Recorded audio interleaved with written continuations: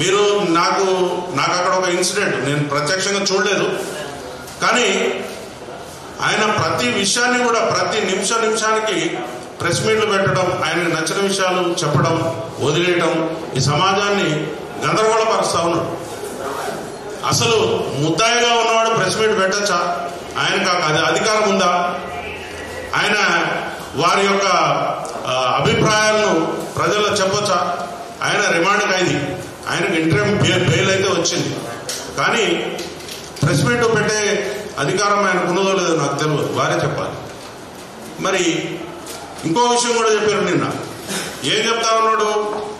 మీనాటి ఒక మిత్రుడు ఆయన ప్రశ్న అడిగితే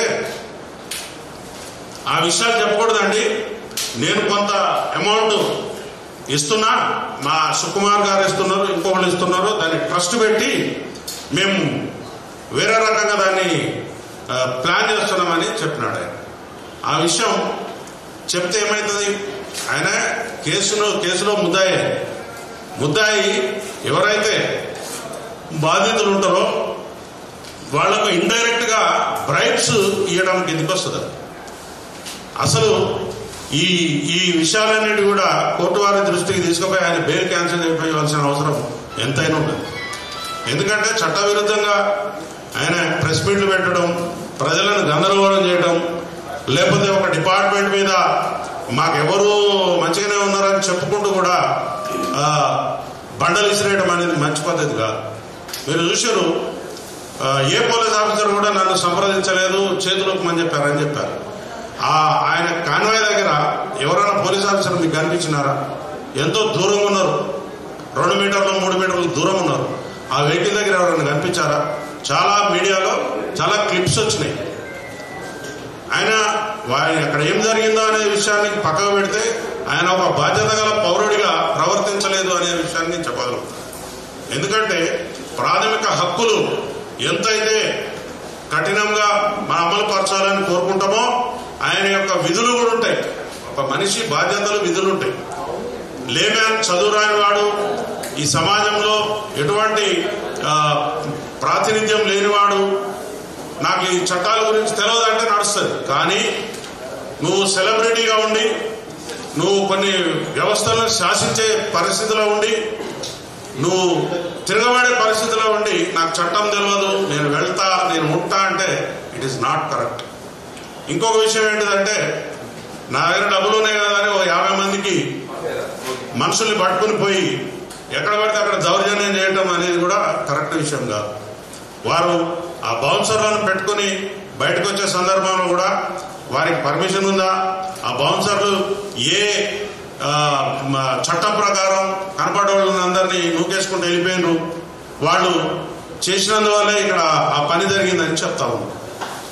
ఒక వ్యక్తి మరణిస్తే కనీసం తోలబోయేటోళ్ళు ఆ దగ్గర నుండి ఏం జరిగిందని కనీసం 1 నిమిషం ఆగి వెళ్తారు. చిన్న యాక్సిడెంట్ అయితే, ఒక కుక్క పిల్ల చనిపోతే, లేకపోతే ఒక పశువు చనిపోతేనే మనం ఆగి దాని గురించి తెలుసుకుంటాం.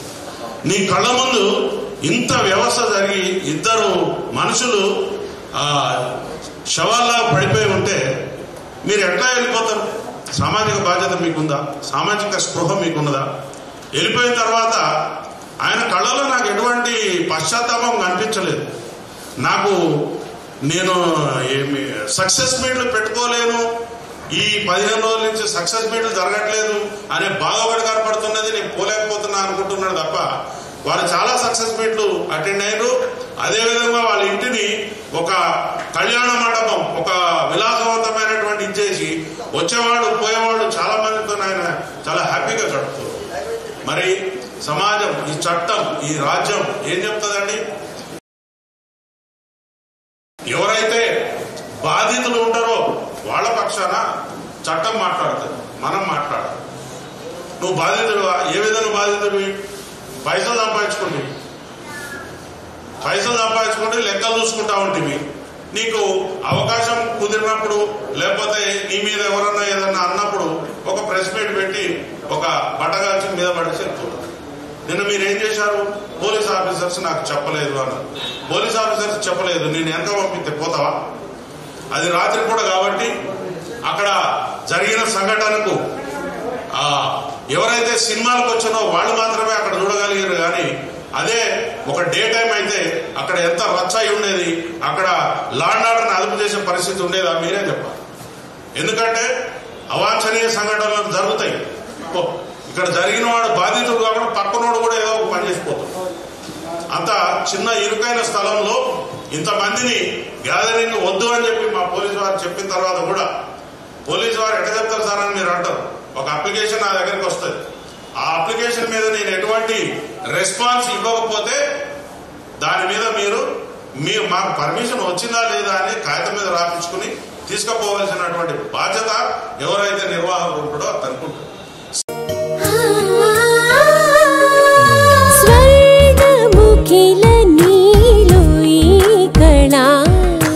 వజ్రవైడూర్యాలంకరణం మణిహారం మహాద్భుతం సంతోషమే ప్రతిక్షణము ఇక శుభప్రదముగా నీవు రాగసిరుల వేడుక